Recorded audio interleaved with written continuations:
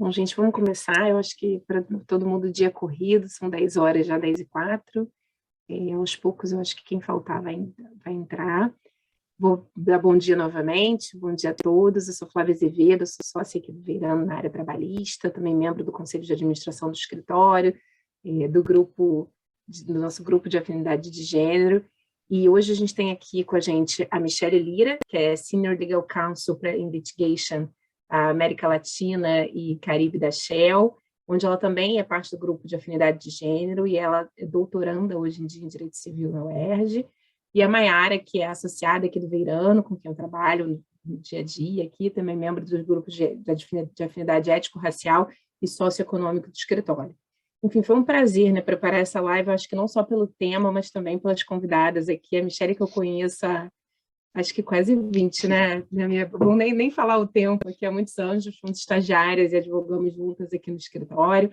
A Maiara, com quem eu trabalho muito no dia a dia, e com aprendo cada dia mais sobre assuntos de diversidade e inclusão. E eu acho que o tema de diversidade e inclusão em si é muito amplo, então por isso a gente teve que pensar aqui em restringir, sobre pensar no que falar, né? E eu acho que o nosso tema de hoje vão ser as ações afirmativas. A nossa proposta é falar sobre como implementar essas ações, né? Como tornar isso algo concreto. Óbvio, a gente vai falar um pouquinho sobre a questão dos riscos jurídicos que podem estar envolvidos, mas essencialmente a nossa ideia é dar aqui um guideline de como implementar, falar um pouco sobre as ideias que a gente tem visto, e nisso a Michelle vai trazer, com certeza, muita da contribuição e da experiência dela aqui na Shell. Mas, para começar, eu tinha pensado em começar pela Maiara, e para a Maiara falar um pouquinho para a gente do conceito, né, do que são efetivamente ações afirmativas. Pode ser? Claro, Flávia. Obrigada pela apresentação, obrigada, pessoal, a todos e todas que estão aqui com a gente. Eu estou muito feliz de estar dividindo esse painel com duas mulheres, e duas mulheres como Flávia e como Michelle, né? Que todo mundo conhece aí. Bom, começando pela definição das ações afirmativas, eu trouxe para a gente uma parte do voto do Lewandowski, quando ele estava julgando a questão das cotas raciais nas universidades públicas. Então, Lewandowski disse que são compreendidas como medidas que têm como escopo reparar ou compensar os fatores de desigualdade factual com medidas de superioridade jurídica. Não são meras concessões do Estado, e aqui a gente pode estender para a iniciativa privada também para as empresas, né? Mas consubstanciam deveres que se extraem dos princípios constitucionais. Bom, são exemplos de ações afirmativas. Aquela que todo mundo já conhece, que foi feita pela Magalu, né? Que tinha o escopo de ter apenas trainees negros. Também são exemplos de cotas para mulheres no Conselho de Administração, como hoje em dia a gente tem aqui no Veirano. A CLT tem um capítulo específico para a proteção da mulher, considerando que a mulher é uma minoria. Atualmente, acho que tem umas 2 semanas, foi editada uma medida provisória pelo governo que impõe medidas de inserção e de manutenção das mulheres no mercado de trabalho também, entendendo que muito por causa da pandemia houve uma discrepância ainda maior entre as mulheres e os homens no mercado de trabalho, considerando que as mulheres, além do trabalho, ainda tinham a vida privada, a casa e etc. para cuidar, e isso, infelizmente, ainda é um fator negativo para as empresas, o que a gente está tentando mudar, e também trouxe para a gente um dado que eu acho positivo, que saiu essa semana no exame, dizendo que 78% das pessoas atualmente são a favor das cotas e das ações afirmativas. Né, Flávia, eu acho isso um ponto muito positivo, ainda mais para trazer na live de hoje. Não, sem dúvida, sem dúvida. Eu acho que a gente fala muito das ações afirmativas, e como você falou, até o conceito, né? É um conceito que esse voto não é um voto recente, que você citou agora do Lewandowski, mas ainda assim eu acho que paira uma certa dúvida, né, das pessoas se as ações afirmativas seriam algo legal. Eu acho que legal, efetivamente, se está protegido pelo nosso ordenamento jurídico. E eu acho que uma questão assim, essencial, a gente está falando aqui de princípios constitucionais, né? O que as ações afirmativas fazem é basicamente concretizar princípios constitucionais. O primeiro deles a gente tem lá no artigo 5º, que é o princípio da igualdade, né? Se todos são iguais perante a lei, sem distinção de qualquer natureza. E aí, trazendo aqui para a nossa realidade de relações de trabalho, eu tenho isso complementado ainda no artigo 7º, que fala que são proibidas as diferenças de salário, de exercício de função e de critério de admissão por motivo de sexo, idade, cor e estado civil. Então, eu tenho ali na Constituição um abrigo suficiente para a ideia do que é a ação afirmativa, né?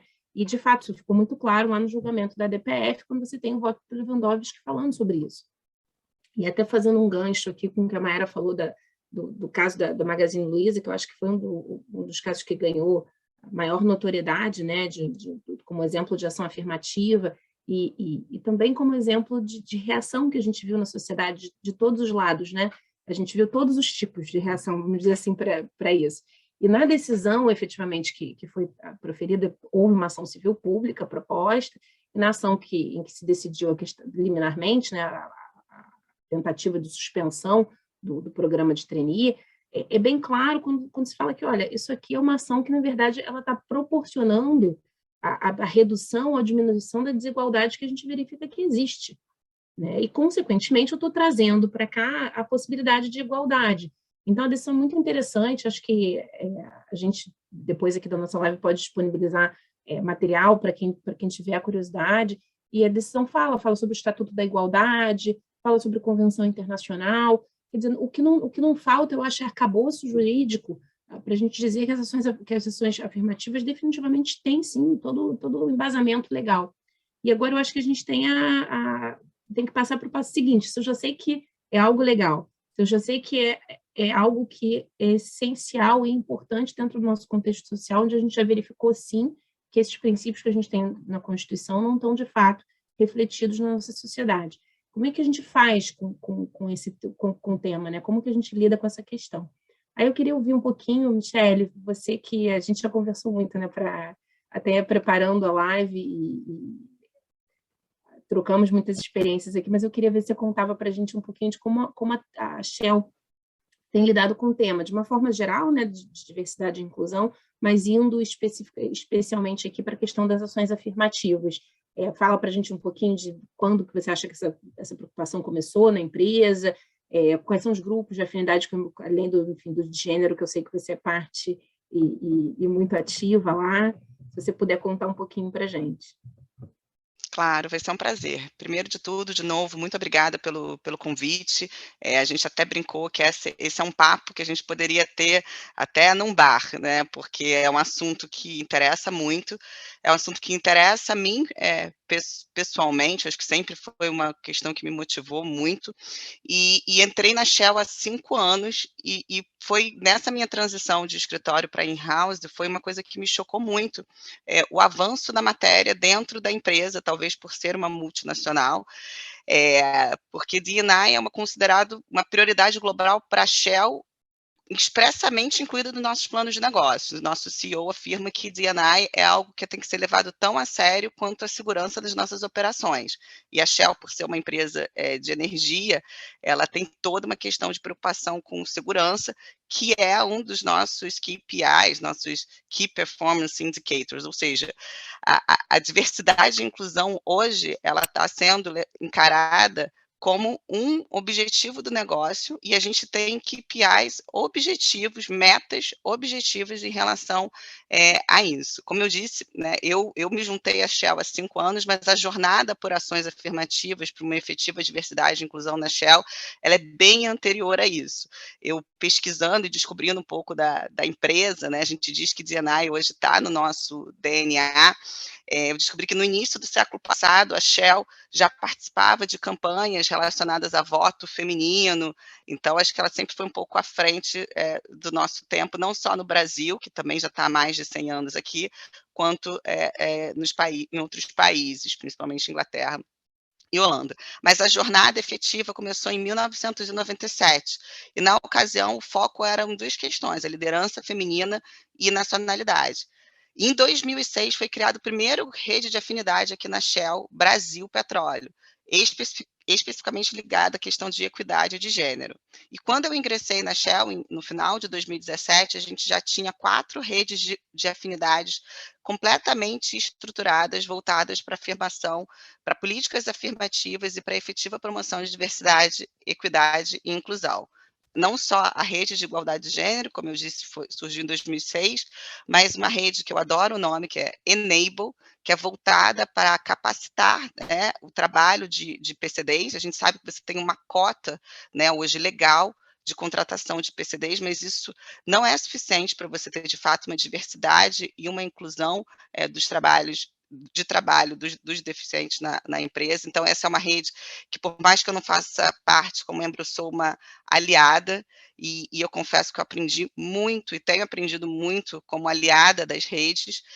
A outra rede que eu também sou aliada, não dá tempo da gente fazer parte de todas, mas eu sou aliada e colaboradora, é a rede True Colors, voltada para as questões LGBTQ+, e teve um trabalho nessa rede True Colors logo quando eu entrei, que eu achei incrível, que foi você, na verdade, ser aliado de um dos membros da rede True Colors. E a gente, na verdade, era um papo promovido pela rede, quem queria ser colaborador desse projeto, e isso provocava que você conhecesse um membro da rede, conhecesse determinadas aflições, e naturalmente gerou um networking. Depois eu fui trabalhar com várias outras pessoas que eu conheci nesse projeto e fluiu muito mais. Então, assim, eu acho que é um ganha-ganha que as ações afirmativas têm, né? Você está, na verdade, promovendo a sensação de pertencimento do seu funcionário, que isso comprovadamente vai gerar uma performance melhor e, naturalmente, gerando um networking. E, além disso tudo, que é uma coisa natural, que as redes têm como os objetivos bem definidos, é promover a mudança da cultura, né? O awareness geral, como diversidade, equidade e inclusão promovem um melhor ambiente de trabalho. E, por fim, a última que foi criada, então são 4 redes, eu já falei da igualdade de gênero, da Enable e da True Colors. Por último, a gente tem a rede B-Power, voltada para questões raciais, foi a última a ser criada no final de 2017, quando eu estava entrando, início de 2018. E uma coisa que eu acho que é muito importante dessas redes de afinidades é que elas possuem um orçamento, elas possuem apoio da liderança. Um dos membros do nosso time de liderança é oficialmente o sponsor, o patrocinador da rede, e participa ativamente das reuniões, e ela tem objetivos pré-definidos, que vão desde essa difusão da cultura, né, do awareness, até projetos específicos que ela tem o objetivo de desenvolver. E para mim, essa pluralidade de redes foi, como eu disse, assim, muito importante, porque antes de ingressar na Shell, eu confesso que a minha bandeira sempre foi muito ligada só à igualdade de gênero, né? Acho que a gente tende sempre a ver o nosso lado, né? As dificuldades encontradas por mulheres como eu no desenvolvimento da carreira. E eu lembro que eu sempre reclamava que, assim, poxa, é muito ruim, né? Só falar de mulher para mulher, cadê os homens? Por que o homem acha que feminismo é uma coisa só de mulher, né? A gente está falando sobre igualdade, deveria ser interesse de todos. E aí eu percebi assim, poxa, eu estou aqui, né, querendo o suporte, o apoio dos homens, mas ao mesmo tempo eu não participo ativamente das outras redes. Quando eu comecei a participar e entrar no sapato das outras pessoas, e é isso que eu acho que é uma coisa, uma consequência natural quando você trabalha em diversidade e inclusão, né? É ver sob o olhar do outro, né? Você tem aquela questão, o olhar empático, que você efetivamente consegue se colocar no lugar do outro. Que eu digo aqui em casa, eu falo até para os meus filhos, que é a regra de ouro, né? Qualquer dúvida, você sempre pensa na regra de ouro, como se fosse o princípio constitucional, a cláusula pétrea aqui em casa, assim, se coloca no lugar do coleguinha. Isso vale para tudo e vale para a vida, né? Então, para mim, foi muito importante eu ter essa experiência nas outras redes de afinidade, para me colocar mais no lugar do outro e ter uma outra dimensão de diversidade, equidade e inclusão. E uma coisa, a gente está falando de metas, né, que, por exemplo, para a Shell, isso faz parte da meta dela e do projeto dela, a gente chama de Power Progress, relacionado focado na melhora da vida das pessoas, e diversidade e inclusão está dentro desse nosso objetivo global de evolução. Mas as metas não são só da empresa, as metas são do indivíduo. Então, para vocês terem uma ideia, uma das metas que determinaria a avaliação de performance de todos os funcionários, aspecto global no ano passado era relacionado a engajamento em diversidade e inclusão.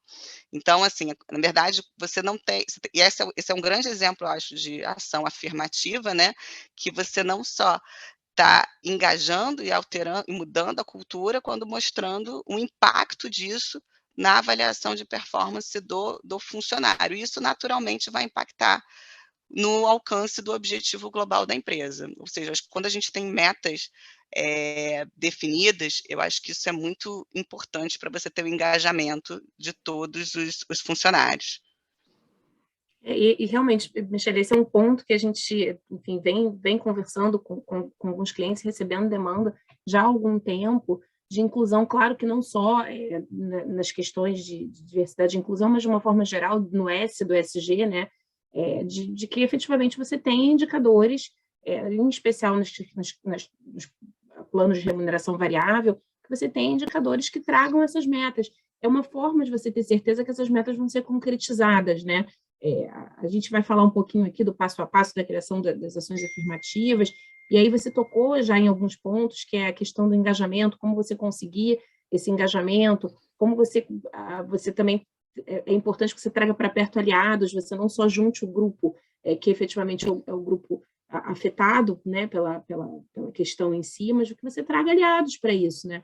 E não existe forma melhor de você ter aliado do que quando você escuta do outro, né? Quando você percebe isso toca a gente de alguma forma.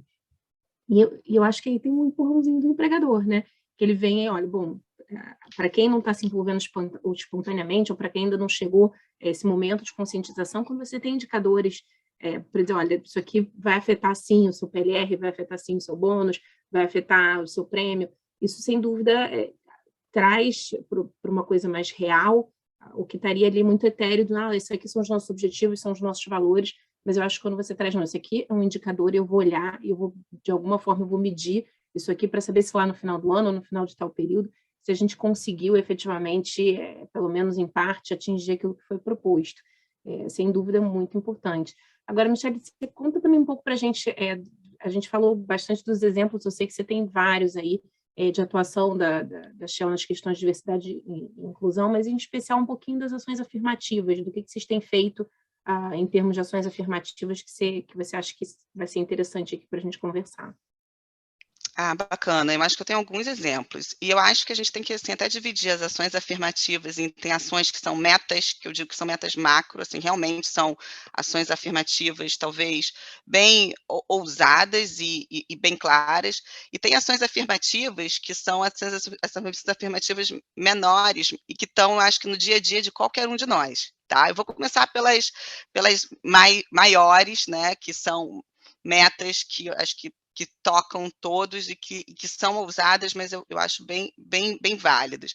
Bom, a gente tem alguns objetivos, como eu disse, né, nossos KPIs foram divulgados recentemente, aprovados pela diretoria da Shell Brasil no final do ano passado, de aumento do percentual, não só de mulheres, mas como de mulheres e mulheres pretas. A gente tenta até interseccionar questões para, enfim, aumentar esses números. Eu posso divulgar esses números, perguntei antes, posso divulgar, eu acho bacana. Então, a gente tem, a Shell é uma empresa, por ser uma empresa de energia, até muito voltada para a área de engenharia, e essa área de engenharia também, como vocês sabem, ela tem, culturalmente, historicamente, assim, as mulheres têm um percentual menor, né, na ocupação de vagas, isso é uma questão recorrente.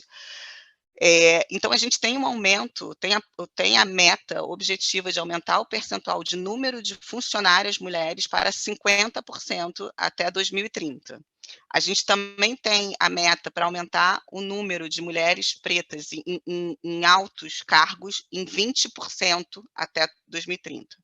A gente tem a meta de aumentar mulheres em cargos de liderança entre 33% até 2025, está bem perto. A gente também tem a meta de aumentar o percentual de mulheres pretas como funcionários em cargos, cargos já são cargos não de liderança, mas cargos com, a gente chama de job group rate alto, até 2030. A gente tem o ideal de aumentar o número de PCDs nas nossas funções executivas em 2% até o ano que vem, 2023. A gente preferiu fazer uma meta menor ano a ano, para que isso seja focado com mais particularidade. E aumentar o número de pessoas transexuais em até 2% até 2025. Então, assim, são metas, são números claros, com datas claras, e que é um objetivo do negócio. Não é só fazer porque é o justo, porque é um ideal de justiça, porque está na Constituição, é uma meta, um comprometimento do negócio. E os líderes e todos os funcionários serão avaliados com base nisso. E isso impacta tanto no recrutamento, quanto em critérios de promoção. A gente já tem alguns anos, isso não é, essa meta, eu passei uma meta recente, né, revista e atualizada recente, mas a gente já tem alguns anos que qualquer recrutamento externo, você tem que ter na lista tríplice, pelo menos, uma mulher competindo para cargos de liderança. Então, é muito importante a gente ter esse engajamento, esse comprometimento, não só também da liderança, mas também a gente chama de middle management, que são as pessoas que efetivamente vão contratar e, às vezes, participar desses processos de seleção. Então, é um engajamento que vem, acho que, de toda a empresa. Entre o pacote que foi divulgado recentemente sobre as metas de diversidade e inclusão internas, um pacote que chamou a atenção, e aí eu já chamo isso um pouco das microações afirmativas, foi o encorajamento a pessoas, qualquer funcionário, se cadastrar como embaixador de diversidade e inclusão. Eu, por exemplo, sou um deles. E a cada ação afirmativa que você faça para promover diversidade e inclusão, seja interna, seja externa, o seu time, o seu departamento vai ganhar pontos, que ao longo desse processo, você vai, o time que ganhar mais pontos vai ganhar um valor em dinheiro destinado exclusivamente para organizações que promovem diversidade e inclusão, mas o time poderá escolher essa organização. Então, é muito bacana, porque isso mostra a importância que tem para a empresa e para o seu time a visibilidade de como vocês estão trabalhando, ou seja, não basta até só fazer, me diga o que você está fazendo, que eu quero saber, e isso sim vai impactar, no caso, é uma competição que eu digo bem saudável, né, para promover diversidade e inclusão interna e externamente. E dentro, assim, dos microações afirmativas, eu também chamaria a existência de círculos de mentoria, que é uma coisa que a gente tem com frequência, eu participo de um. A gente, ano passado, a gente criou o projeto Jacundá, que era um projeto para identificar quais eram as vagas que a gente tinha em aberto e necessidade na nossa fábrica de lubrificantes, que a gente tem uma fábrica de lubrificantes na Ilha do Governador, que a gente entende que poderia não ser necessário o inglês.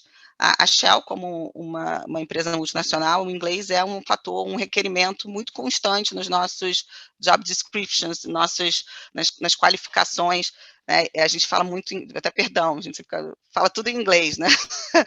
Job description, qualification, KPIs, eu peço perdão por isso, assim, mas de uma certa forma, a gente as descrições tende, dos cargos, né?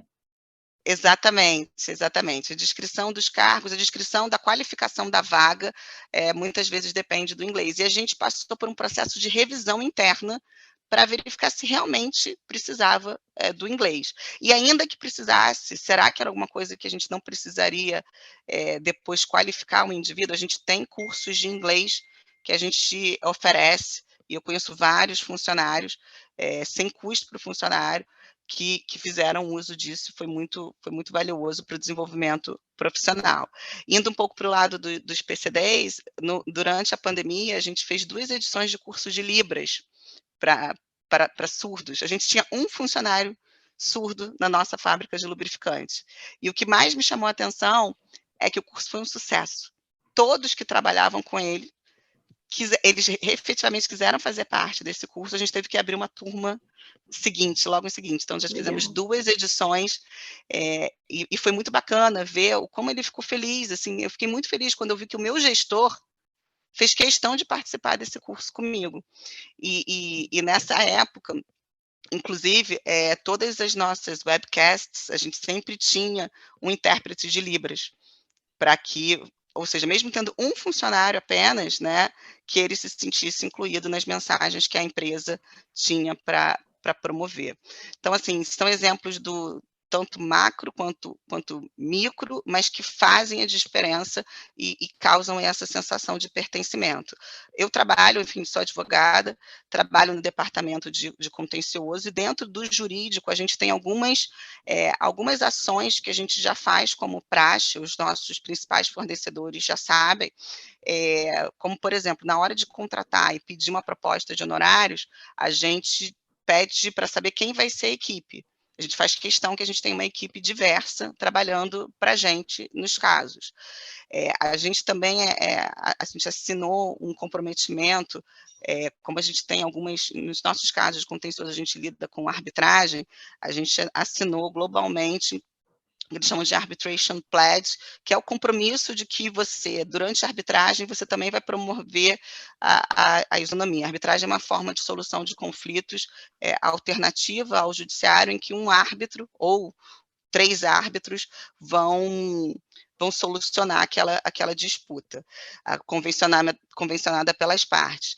E é muito comum, quando a gente pede indicação de árbitro, que venha uma lista com nome só de homem. E quando isso acontece, a gente volta, mas vocês acham que não tem nenhuma mulher qualificada para essa posição de árbitro nesse caso? E muitas vezes a gente sugere nomes. São pequenas coisas, mas que fazem muita diferença, porque às vezes a nossa mudança dentro de casa, dentro da Shell, ela já está mais evoluída.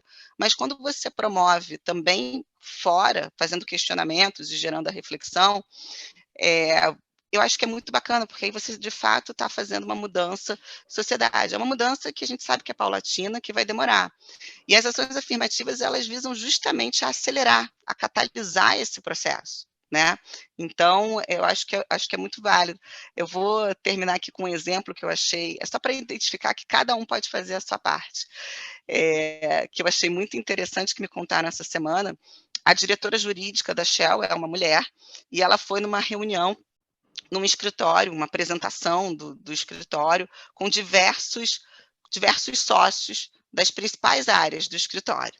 E foi ela com outros membros do nosso time de liderança jurídica. E quando ela chegou na sala, ela levou um susto. Ela falou assim: mas eu sou a única mulher da sala? Vocês não têm nenhuma sócia mulher?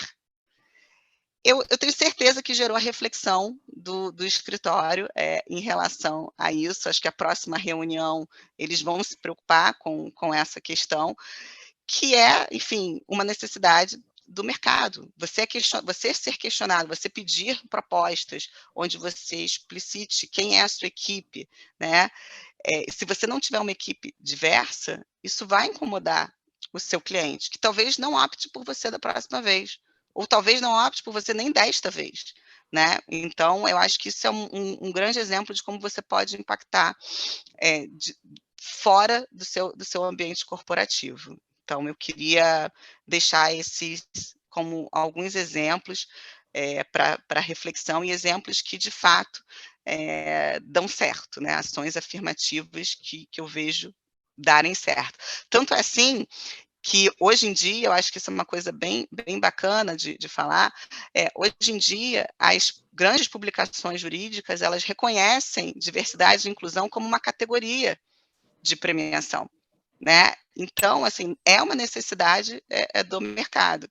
E essa live aqui começou porque eu e Maiara nos encontramos numa dessas premiações, então, valeu em dobro. Nem preciso falar aqui, né, do nosso orgulho de ter a Maiara concorrendo, a gente estava muito, muito bem representado lá. E me é engraçado te ouvindo, assim, bom que a gente passa por reflexões parecidas. Eu acho que a Shell está aí muito adiantada, né? Se a gente parar para ver assim, os exemplos que você deu, a do Cursos em Libra, assim, sensacional. E a gente também passou por muitas dessas reflexões que muitas vezes as ações afirmativas, elas podem, claro, tem ações que envolvem um projeto maior, você vai, até mesmo quando se você pensa num exemplo de recrutamento, de como você vai anunciar esse recrutamento, como que você vai tratar esse processo seletivo, mas tem coisas que são muito simples, né? Então, dentro do nosso dia a dia, são as ações afirmativas que são muito fáceis de implementar. A gente estava falando, como vocês, a gente também trabalha muito em inglês, então, para a gente sempre foi quase que natural dizer, não, precisa ter o inglês fluente. De um tempo para cá, e algum tempo já, a gente viu, primeiro, que a gente tem que fazer uma reflexão. Será que são em todos os cargos que eu preciso ter esse mesmo nível, né, de inglês? Provavelmente não. Talvez um inglês básico funcione e, dali em diante, também tem o meu compromisso de trazer essas pessoas para dentro e saber que eu vou poder, como a gente faz aqui no escritório, proporcionar os cursos de inglês no dia a dia, já lidando com profissionais que já têm um nível maior do idioma, a gente vai ajudar e vai trazer junto. Quer dizer, são iniciativas que não são gigantescas, são pequenas, mas que são ações afirmativas e vão fazer toda a diferença. E aí, até nas nossas conversas aqui também para preparar a live, a gente estava... Eu fiz o ERJ, a Michelle também o ERJ, Maiara o FRJ, e todas nós antes da existência das cotas, né? E a gente estava falando, poxa, as cotas começaram no ERJ em 2002, quer dizer, é algo que já tem aí 20 anos, né, gente? É tempo aberto. Como é que as ações afirmativas ainda trazem debate? Elas não deveriam mais trazer, elas deveriam estar, assim, dentro da realidade para todos nós, né? Você quer comentar, Mi? Eu ia pedir para a Maiara também comentar um pouquinho, vai lá. Não, sobre essa questão das ações afirmativas, é curioso você falar isso, que saiu nessa semana a publicação da revista Veja, falando que completamos 10 anos, né, das primeiras turmas de cotas, e o percentual que aumentou de ingresso de pessoas de baixa renda na sociedade foi de 2% para 16%. Então, assim, eu acho que esse é um exemplo bem claro que funcionou e tem funcionado. E o que eu achei muito bacana, eu publiquei isso no meu stories porque me chamou a atenção, esse percentual é muito bom você ver na prática, né, funcionando uma ação afirmativa.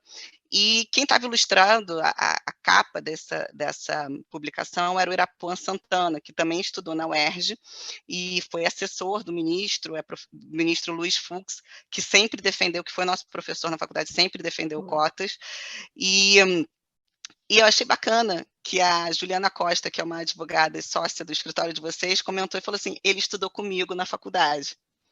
Então, assim, eu achei muito interessante a gente ver o efeito efetivamente positivo, e eu converso com professores, enfim, eu voltei à academia, eu nunca saí dela, e eu vejo que, assim, existia, assim, um receio inicial, né, principalmente a preocupação de será que a qualidade da faculdade vai ser mantida? Existia. E a gente vê assim, 10 anos se passaram e as cotas elas só vieram reforçar, de fato, uma inclusão social, um aumento de oportunidades para pessoas que antes não tinham oportunidades. Então, assim, as ações afirmativas eu vejo como uma forma de equalizar diferenças que, se a gente for deixar, né, seguir o curso Deixa natural, tempo, né? a gente não sabe nem se elas serão resolvidas, assim, a gente pode estimar, chutar, mas, enfim, é muito complicado. E esse exemplo da cota, eu acho que é um exemplo claro de ação afirmativa que funcionou, tem funcionado, e é muito bacana ver os resultados de ordem prática. Sim, Michele, obrigada pelas palavras aí, são tantos exemplos, né? E eu lembro que a gente colocou aqui no escritório também como um diferencial a atuação em diversidade. Então, hoje para o bônus também conta para a gente a atuação em diversidade. Então, todo mundo teve que se movimentar com a ajuda do empregador, né, como a Flávia disse, a também trabalhar com relação a essas questões. E o que eu ouço muito é que, nossa, desde 2002 tem cota, hoje em dia a gente fala tanto sobre diversidade, desde 2020, a partir da questão do George Floyd, para que ainda falar sobre isso? É tão importante mesmo. E aí eu trouxe uns dados para a gente pensar que ainda são muito alarmantes e ruins, e eu acho que reforça a necessidade ainda das cotas, apesar do percentual positivo que Michele trouxe para a gente. Por exemplo, em 2017 foi feito um censo entre os maiores escritórios de advocacia e foi constatado que apenas 1% das pessoas que estavam no jurídico eram negras, 1%, né? Todo o restante, pessoas brancas. Atualmente, apenas 10% da população trans, e aí entendidas como travestis, mulheres transexuais, homens trans, estão inseridos no mercado de trabalho. 90% está fora, ou seja, 90% está à margem da sociedade, não tem emprego formal, provavelmente atuando em outros lugares, né, que têm uma renda muito baixa e que provavelmente essas pessoas estão em condições precárias de vida. As mulheres atualmente ganham 20,5% menos do que os homens, e esse dado é do 4º trimestre de 2021. Se a gente comparar com 2020, em 2020 as mulheres ganhavam menos 19,7%, o que quer dizer que depois da pandemia esse dado piorou, e piorou pelas questões que eu disse lá no início, de que as mulheres têm um multitasks, né, e que às vezes isso é lidado de uma forma negativa pelas empresas, quando na verdade não, deveria ser lidado como uma forma positiva, de que conseguimos e fazemos muitas coisas ao mesmo tempo, né.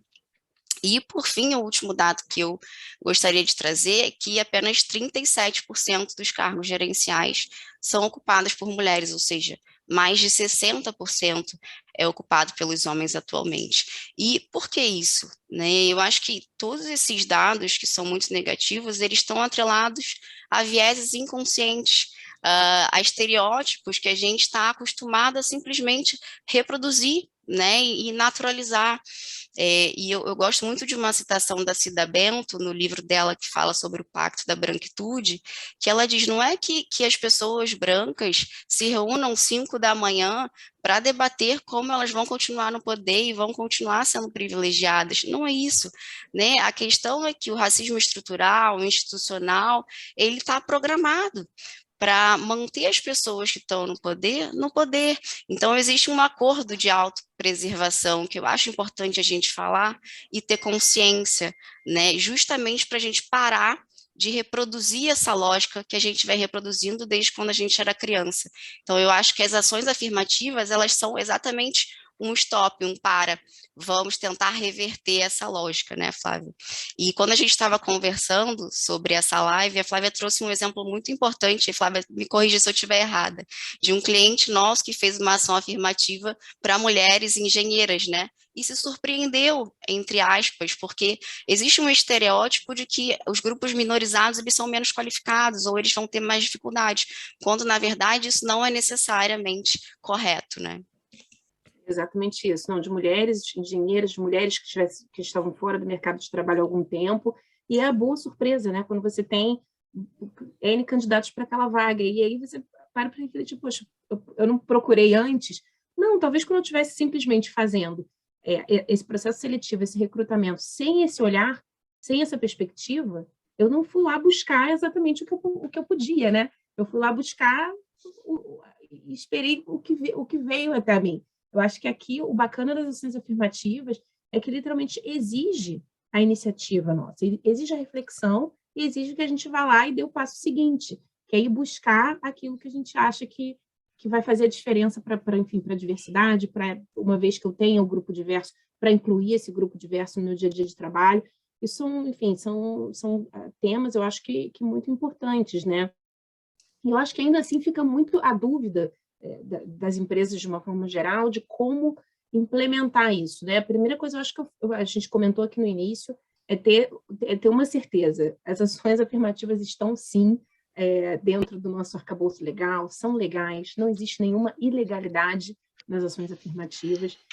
Não, mas eu ouvi que no caso tal, teve uma ação civil pública por parte do Ministério Público, enfim, esses são o que a gente chama de fatores externos, que eles vão sempre existir, e nós, como advogados, a gente está aqui no dia a dia exatamente para responder e atuar onde for necessário, mas sabendo que você tem ali uma ação legal. A ação em si não deveria representar qualquer tipo de risco, né? E aí a gente fala sempre em melhores práticas, então como é que eu faço para promover essas ações afirmativas de uma forma que depois, se eu tiver qualquer tipo de alegação de que existe, não, na verdade isso não é uma ação afirmativa, isso traz uma questão discriminatória, quer dizer, como é que eu evito isso, né? A gente estava falando muito sobre os passos, se a gente tivesse que enumerar aqui, eu acho que pelo menos uns 5, 6 passos básicos que as empresas podem seguir ou podem ter ali claros que vêm antes de efetivamente eu implementar a ação afirmativa, né?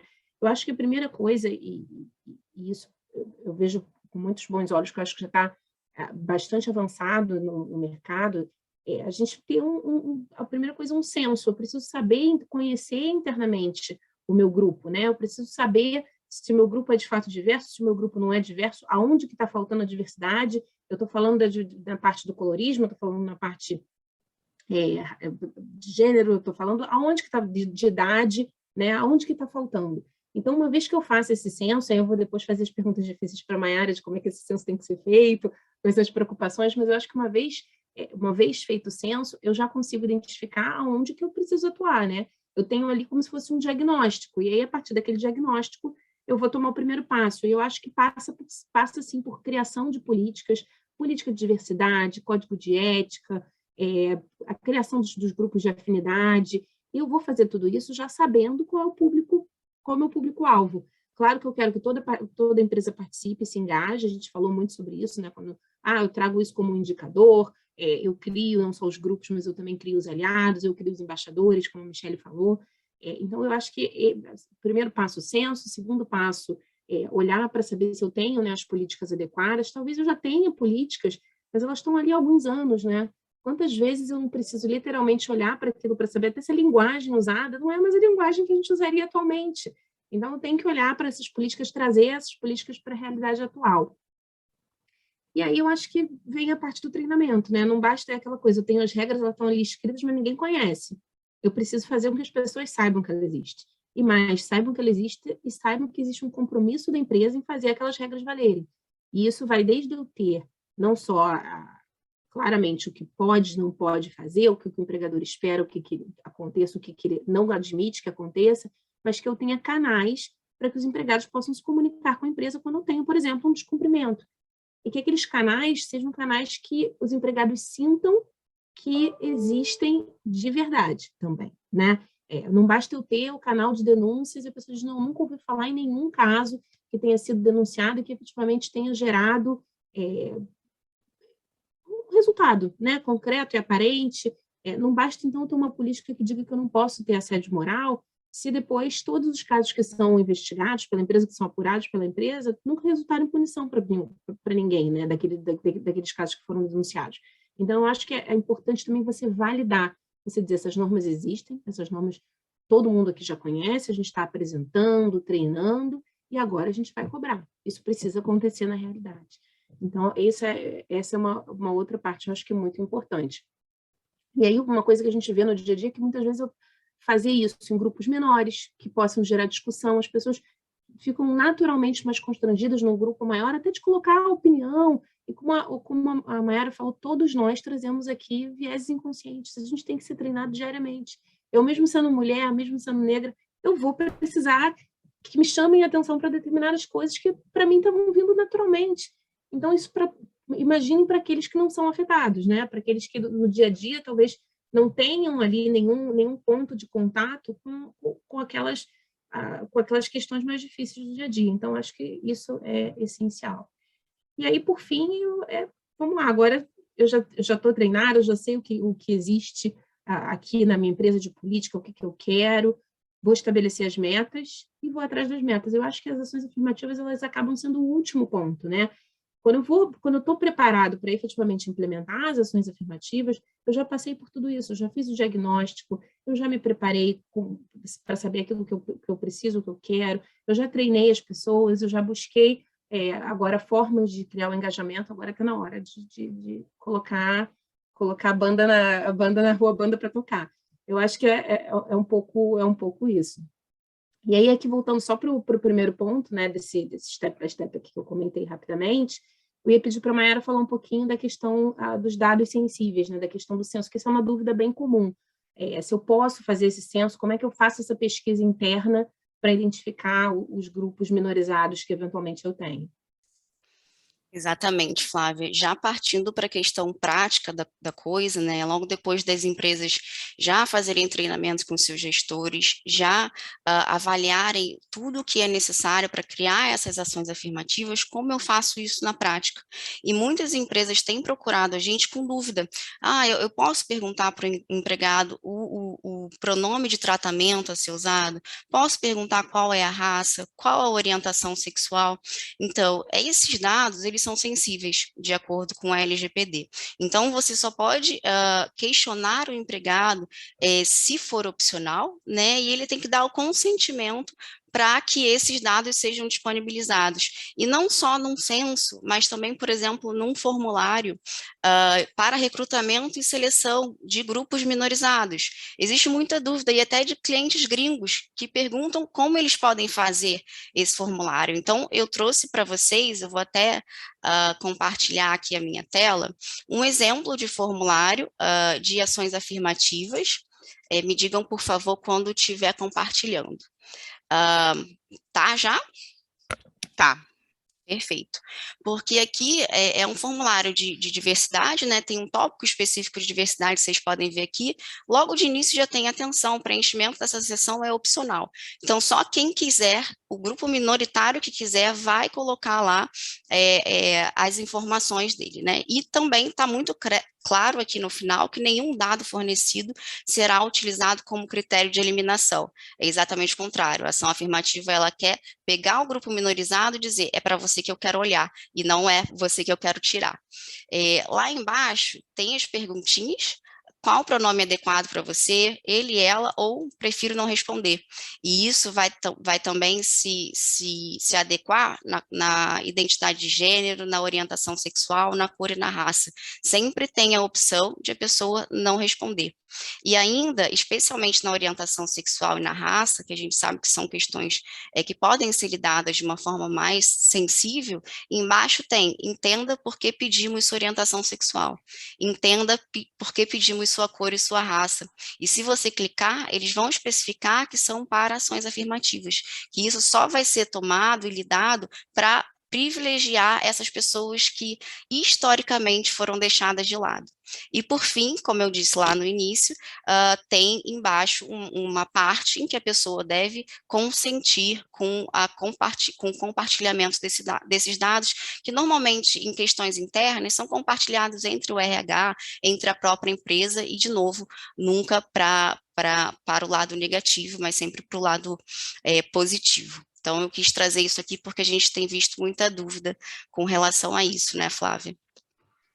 Verdade. Eu acho que esse sem dúvida, é um ponto aí para atenção, né? Pode ser feito, eu acho que só pode e deve ser feito com algum cuidado. Eu acho que a Mayara mostrou ali um exemplo perfeito de formulário, de como ele funciona, para as empresas poderem buscar isso. Você pode buscar isso de candidatos, você pode buscar de empregados existentes, tá? Ali eu acho que aquele exemplo que a gente estava dando agora era para candidatos, a gente falou muito aqui em processo seletivo, nas ações afirmativas em recrutamento, especificamente, né? Recrutamento e seleção, mas eu acho que vale também, obviamente, para os seus empregados, né? Para você conhecer o seu público. A gente está quase chegando aqui no fim, mas eu queria muito ouvir da Michelle, que trouxe os exemplos aqui. Michelle, já recebi vários comentários, sucesso absoluto aqui, as pessoas super curiosas das iniciativas da Shell, mas se você consegue, assim, falar para a gente rapidamente o que a sua experiência mostrou como positivo, experiências concretas do porquê é positivo essas ações afirmativas, o que ela trouxe de benefício que você já possa ver e de perspectiva para o futuro. Então, eu vejo várias questões positivas. Primeiro, fico muito feliz de ver que teve uma repercussão aqui positiva. Isso já é um exemplo de como as ações afirmativas dão resultado, né? Eu acho que essa curiosidade, esse interesse em implementar outras medidas, eu acho que isso me deixa muito feliz em saber que, de alguma forma, a gente está influenciando outros escritórios, outros colaboradores. A minha experiência diz que é uma equação que todos ganham, é o famoso win-win, ganha-ganha. A gente tem atração de novos talentos, a gente tem a retenção dos talentos, a gente vê essa questão muito claramente do pertencimento. Quando eu fui parte daquele grupo de aliado no Truecaller, eu ouvi de alguns funcionários dizendo que eles se sentiam melhor dentro da empresa do que num almoço de família. É claro que a gente também tem que trabalhar essa questão social, mas, enfim, por um lado, é muito importante essa questão do pertencimento, e está comprovado, isso aumenta a performance do indivíduo. Se eu não me engano, assim, dados que eu tenho na cabeça, é de em torno de 50% a melhora na performance do indivíduo quando ele se sente bem naquele lugar onde ele está. Então, assim, um ambiente diverso, inclusivo, ele faz todo sentido do ponto de vista comercial, econômico, pensando em resultado, né? Você tem, num ambiente mais diverso, um aumento de criatividade, aumento de ideias, então isso também naturalmente gera uma maior representatividade. Num ambiente diverso, você dificilmente vai perder talentos, principalmente de mulheres, tem toda a questão da mulher depois da licença maternidade, tem algumas políticas não escritas de empresas que preferem, né, abrir mão das mulheres depois que tiveram filho, por entender que elas não vão ter a mesma capacidade de performance. Então, assim, isso é totalmente equivocado, né? Acho que a mulher, depois que tem filho, ela realmente vira um multitask, ela aprende a ser uma gestora nata, né? De tanta coisa que tem que gerir. Então, todos esses pontos, eu acho que geram uma equação de ganha-ganha, né? Eu acho que, além de tudo, você tem um plus, que é a questão reputacional, né? A Shell foi reconhecida nas últimas publicações, Guia Exame e várias outras, como um exemplo de diversidade no mercado de energia. Isso, se você tem ações negociadas na Bolsa, isso faz toda a diferença. Ou seja, é uma necessidade, acho que do mercado, é uma necessidade da sociedade. Eu falei do recrutamento, as últimas entrevistas que eu fiz, eu percebi como essa nova geração ficou interessada em saber que a gente tinha 4 redes de afinidade, o valor que a gente dava para a diversidade e inclusão. Então, assim, é uma necessidade social. A gente não vai conseguir atrair novos talentos se a gente não efetivamente se adaptar às novas necessidades, que talvez deveriam ser as mesmas necessidades de sempre, mas de hoje estão à tona, tão evidentes. Então, eu acho que, além dessa questão de ser uma equação ganha-ganha com tantos fatores positivos, você ainda tem esse aspecto reputacional, que eu chamaria da cereja no bolo. Verdade, verdade. Sem dúvida, eu acho que o aspecto reputacional, e aí a gente tem, como você falou, cereja do bolo quando a gente faz tudo bonitinho, e o que vem coroar, né, o bom trabalho feito. E também a gente lembrar do aspecto negativo, né? O quanto a gente tem visto aí a repercussão quando é exatamente o oposto, né? Como agora, enfim, a gente teve repercussão em alguns casos de fotos de grupos de trabalho na empresa, como você vê que o grupo é totalmente uniforme, homogêneo, né? E não tem minimamente a diversidade que a gente já entende necessária. E aí você se pergunta, não, e aí, o que tem de errado aqui? Né? O errado talvez é o que a gente veja ali, que, bom, o diagnóstico já está feito, né? Em alguns casos basta uma foto. Mas passado o diagnóstico, tem uma etapa seguinte, que é tudo bem, né? Tem uma questão. Como é que eu lido com a questão? O que eu faço para que essa questão não venha influenciar o meu negócio, que essa questão não venha a causar um impacto social ainda mais negativo do que a gente já sabe que existe na nossa sociedade? Como é que eu posso contribuir para fazer a diferença? Vou fazer a diferença para a sociedade, vou fazer a diferença para o meu negócio, né? Isso nada mais é do que o S lá do ESG. Eu vou concretizar o que a gente fala muito aqui em valores, mas eu vou trazer isso para a realidade. Eu acho que a gente está literalmente faltando 3 minutinhos aqui, mas a gente, de repente, pode responder uma ou duas perguntas que a gente não conseguir responder aqui. A gente tem o e-mail, o contato de vocês, a gente vai responder, vai entrar em contato. Eu quero agradecer muito a participação de todos vocês aqui. A gente ficou super feliz, como a Michelle falou, foi um bate-papo. A gente gostou, aproveitou muito as nossas conversas antes para preparar. A gente vai ter conversas depois, porque, enfim, o grupo aqui não só a gente tem relações na parte profissional, mas, enfim, uma amizade grande, e essa discussão continua para a mesa do almoço, a mesa do bar, Mas vamos tentar responder pelo menos 2 perguntinhas. Mayara, você quer Então, Flávia, eu gostei muito aqui. A gente teve algumas perguntas, né? Eu vou começar com a do Gustavo, que ele fala assim: além das ações afirmativas, vocês possuem uma estratégia?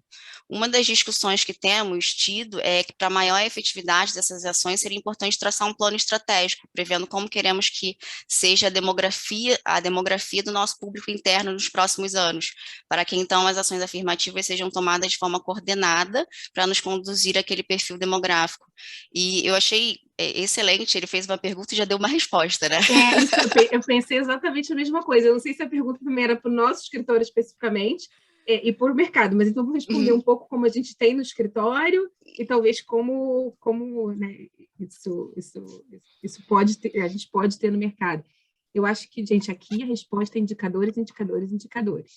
Uma vez que eu tenho o meu censo realizado, passo por todos aqueles steps ali que a gente falou, trabalho nas minhas políticas, crio os meus grupos, tenho as minhas metas. Uma vez que eu estabeleço as minhas metas, eu vou usar as ações afirmativas para concretizar essas metas. Aí está a estratégia. A sua estratégia está na etapa, vamos dizer assim, final, né? Eu acho que é impossível aqui eu ter uma ação afirmativa com bons resultados sem eu ter passado pelas etapas anteriores. Eu tenho que passar por diagnóstico, eu tenho que passar pela revisão e, eventualmente, elaboração das políticas, eu tenho que passar necessariamente pelos treinamentos. A gente faz bastante, enfim, os treinamentos vão desde literalmente conhecer a política, o que a empresa deseja, etc. E a gente pode usar esses treinamentos, inclusive, para introduzir os indicadores. Para dizer, olha, e a empresa tem aqui os indicadores. Essa é a nossa estratégia, como a Michelle falou. Eu quero ter um aumento de X% no percentual de mulheres na liderança. Eu quero X% de mulheres negras na liderança. Isso aí é a minha estratégia. Como é que eu vou chegar lá, né? Como é que eu vou atingir esse objetivo? Aí sim eu criei a minha estratégia. Eu acho que os indicadores são uma grande ferramenta aqui. Eu já vi, as perguntas que eu consegui acompanhar aqui, pelo menos 2 falavam sobre isso, sobre a preocupação de, é válido eu ter indicadores de diversidade? Sim, é válido. É legal eu ter indicadores de diversidade? Sim, é legal eu ter indicadores de diversidade. Quando a gente fala, e aqui pensando, respondendo bem, dentro do direito do trabalho mesmo, indo no ponto, por exemplo, da PLR, a PLR exige efetivamente metas objetivas. Isso, para mim, é uma meta objetiva. X% de mulheres em cargos de liderança, né? Agora, evidentemente que o PLR ele vem de um acordo, de uma norma coletiva, negociador com o sindicato, com empregados, enfim, e quando eu vou passar por esse processo de negociação, é claro, né, eu sei que eu vou enfrentar do outro lado, tanto dos empregados quanto do sindicato, questionamento, mas essas metas são realísticas? A empresa realmente vai conseguir, eu conseguiria implementar? Eu sou, de fato, alguém que pode contribuir para isso? E eu acho que, olhando aqui, por exemplo de novo, do que a Michelle contou para a gente, definitivamente, ela era embaixadora, superativa, isso são ela e outros empregados que vão agir para que aquela meta seja atingida. Isso mostra um sucesso na estratégia, né? A estratégia aqui foi utilizar o indicador para criar engajamento. A gente poderia falar um monte aqui sobre isso. A gente já está muito no final do nosso tempo. Eu vi também que tinha pergunta sobre a questão e querendo saber mais do Michelle sobre o Enable, que é o grupo de afinidade deles voltado para a questão dos PCDs, e sei que cota de PCD é uma dúvida e uma questão para as empresas, de como efetivamente aqui as ações afirmativas podem fazer uma grande diferença, e eu passar a ser uma empresa que não só deseja cumprir a meta, mas que efetivamente cumpra, ou quando eu não consigo trazer aquele número, o que eu posso trabalhar ali para não entregar necessariamente o número, mas entregar algo que reflita a minha preocupação e compromisso em entregar o número. São muitas aqui. Acho que já temos um tema para a nossa próxima live. Para a nossa próxima, essa seria bom, né? Esse seria bom. Você vai contar aqui para a gente ensinar, dar uma colinha como é que funciona, mas a gente vai deixar então esse para o próximo. De novo, a gente vai responder todas as perguntas. Vocês têm os nossos contatos. Fiquem à vontade também para quem não conseguiu perguntar aqui pelo chat fazer essa pergunta. Eu queria muito agradecer a Michelle, enfim, encontrar é sempre muito bom, encontrar para discutir isso. E aqui nesse espaço foi muito legal também. E a Mayara, com quem, de novo, eu conto muito aqui no dia a dia, profissional incrível, e que tem uma visão muito, muito especial e e completa da questão da diversidade e inclusão. Gente, eu que agradeço, foi um prazer debater esse assunto, e se a gente gerou reflexões, questionamentos, acho que o nosso trabalho está feito, é isso aí.